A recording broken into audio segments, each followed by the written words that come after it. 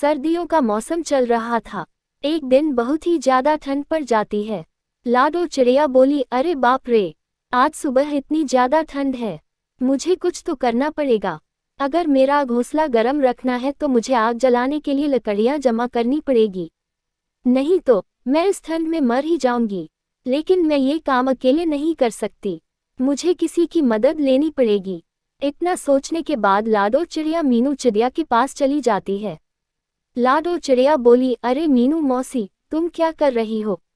मीनू चिड़िया बोली, कुछ नहीं लाडो। लाडो चिड़िया बोली, अच्छा ठीक है। मीनू चिड़िया बोली, तुम बताओ, तुम यहाँ कैसे? लाडो चिड़िया बोली, अरे कुछ नहीं, अभी ठंड का मौसम चल रहा है ना, मैं सोच रही थी कि हमें हमारे घोंसले गर्म रखने के लिए आग जलानी होगी और उसके लिए हमें लकड़ियाँ इकट्ठा करनी होंगी। मीनू चिड़िया बोली, हाँ हाँ, बात तो सही है। लाडो चिड़िया बोली, आज घोघा मौसी मुझसे मिलने आई थी, वो कह रही थी कि ठंड के साथ बर्फबारी भी होने वाली है।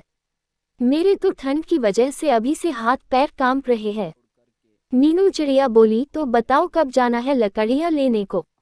लाडो चिड़िया बोली, अभी शाम हो गई है, हम सुबह घर का सारा काम निपटाकर फिर चले जाएंगे। मीनू चिड़िया बोली, हाँ हाँ, कल सुबह जाएंगे। अगले दिन सुबह मीनू और लाडो लकड़ियाँ जमा करने के लिए निकल पड़ती है। उड़ते उड़ते उन्हें रास्ते में कालू कौवा धूप सेंकते हुए उन्हें दिखाई देता है। मीनू चिड़िया लाडो चिड़िया से कहती है, देख लाडो, ये आलसी कौवा कैसे मजे में धूप सेक रहा है। लाडो चिड़िया, जाने दो ना मौसी, हमें क्या करना है, हमें बहुत काम है, हमें चलना चाहिए। मीनू चिड़िया, नहीं लाडो, ये आलसी कौवा ऐसे मजे में सुबह सुबह धूप सेक रहा है, ये मुझसे नहीं देखा जा रहा। तुम देखो मैं इसे कैसे काम पर लगाती हूँ। लाडो और मीनू कौवे के पास रुक जाते हैं। लाडो चिड़िया, मीनू मौसी रहने दो ना, क्यों बेचारे को परेशान कर रही है। मीनू चिड़िया, बेचारा और ये एक नंबर का आलसी और कामचोर है। इतना बोलकर मीनू कालू कौवे के पास चली जाती है। मीनू चिड़िया, अरे कालू कौवे, तुझे कुछ शर्म वम है कि नहीं? ऐसे दिन भर बिना काम के कैसे बैठ सकते हो तुम्हारे हाथ पांव दर्द नहीं करते? कालू कौवा मीनू मौसी की बात को सुनकर अनसुना कर देता है। मीनू चिड़िया, अरे तू चुप क्यों है, कुछ तो बोल, क्या आलस की वजह से तुझे सुनाई भी नहीं दे रहा? कालू कौवा, क्या मीनू मौसी, मैं तो यहाँ शांति से बैठा हूँ, क्या आपको मेरी वजह से कोई तकलीफ हो रही है? अगर आप चाहे तो मैं यहाँ से उठकर कहीं दूर चला जाता हूँ। अरे आलसी कौवे, मुझे मालूम है तू कितना कामचोर है, और वैसे भी तुझे कुछ और आता भी नहीं और बस दिन भर आराम से सोता रहता है तू। नहीं नहीं मीनू मौसी, मैं कामचोर नहीं हूँ, मैं कोई भी काम कर सकता हूँ। अच्छा तो ऐसी बात है तो चल मेरे साथ, मैं और लाडो घोंसले गर्म रखने के लिए लकड़ियाँ जमा करने के लिए जंगल में जा रहे हैं, तू भी चल हमारे साथ। कालू एक भोला कौवा था, वो मीनू मौसी की बातों में आ गया और चल पड़ा उनके साथ। हाँ हाँ चलो, मैं तैयार हूँ।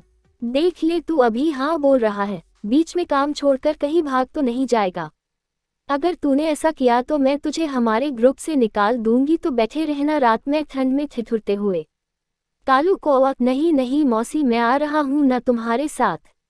लाडो चिड़िया, ये मीनू मौसी भी ना किसी को भी अपनी बातों में फंसा लेती है और अपना काम करवा लेती है। लाडो, मीनू मौसी और कौवा तीनों जंगल की तरफ निकल पड़ते हैं। थोड़ी दूर जाते ही लाडो को जमीन पर कुछ लकड़ियां दिखाई देती है। लाडो चिड़िया, चलो हम यहाँ से एक एक लकड़ी उठा लेते हैं। तीनों एक एक लकड़ी उठाकर लाडो चिड़िया की घोंसले की तरफ निकल पड़ते हैं।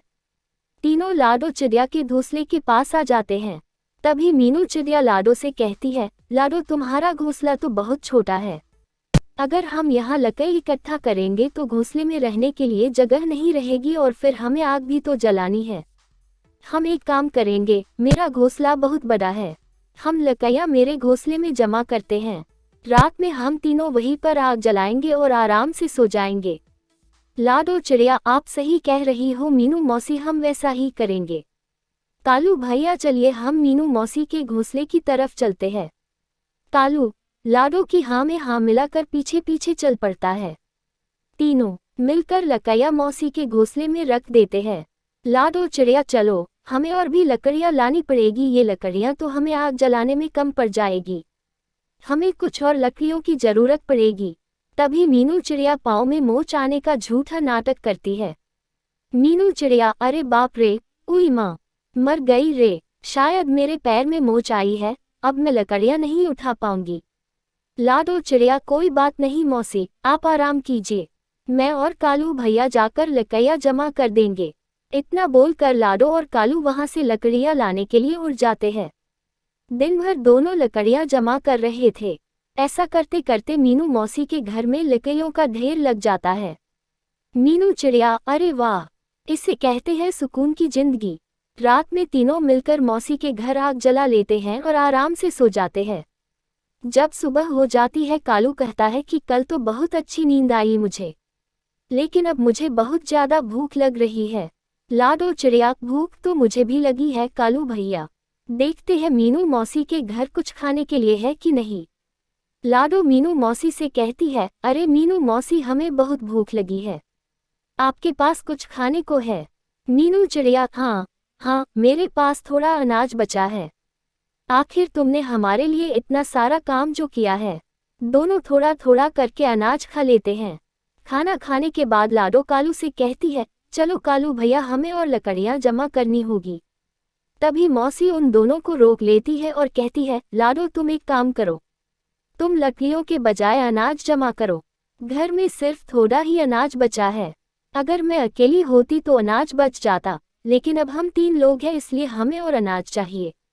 लाडो चिड़िया, आप सही कह रही हो मौसी, मैं और कालू भैया अभी निकलते हैं। दोनों अनाज लेने के लिए निकल पड़ते हैं। उधर लाडो और कालू मेहनत कर रहे थे और इधर मतलबी मीनू मौसी मजे से अपने घोंसले के बाहर धूप सेंकते हुए बैठी थी। ये सर्दियाँ कितनी अच्छी होती है, रात में आग जलाओ और दिन में मस्त धूप सेको। ये दोनों अनाज लेकर वापस आए, तब तक मुझे घर का दरवाजा अंदर से बंद कर लेना चाहिए। मैंने उन दोनों से झूठ कहा है कि अनाज खत्म हुआ है, लेकिन ऐसा नहीं है, मैंने बहुत सा अनाज पहले से ही जमा करके रखा हुआ है। अब मेरे पास रात में आग जलाने के लिए लकड़ियाँ भी बहुत है, मेरी पूरी सर्दियाँ ऐसे ही मस्त निकल जाएगी। इधर लाडो और कालू अनाज ढूंढते ढूंढते बहुत दूर तक आ जाते हैं और उन्हें वापस आते आते रात हो जाती है और इधर पीहू मौसी घर का दरवाजा बंद कर देती है। रात हो जाती है और दोनों मीनू मौसी के घर के बाहर आ जाते हैं। लाडो घर का दरवाजा खटखटाती है। लाडो चिड़िया, मीनू मौसी, ओ मीनू मौसी, दरवाजा खोलिए, हम हैं। कालू कौवा, शायद मौसी सो गई है, मैं देखता हूँ। अरे मौसी, जल्द दरवाजा खोलिए, बाहर बहुत ठंड है, अगर तुम थोड़ी देर में दरवाजा नहीं खोलोगी तो हम यहीं पर जम जाएंगे। मीनू मौसी को उन दोनों की आवाज़ सुनाई दे रही थी, लेकिन मतलबी मीनू मौसी ने दरवाजा नहीं खोला और चुपचाप अपने घोंसले में सोती रही।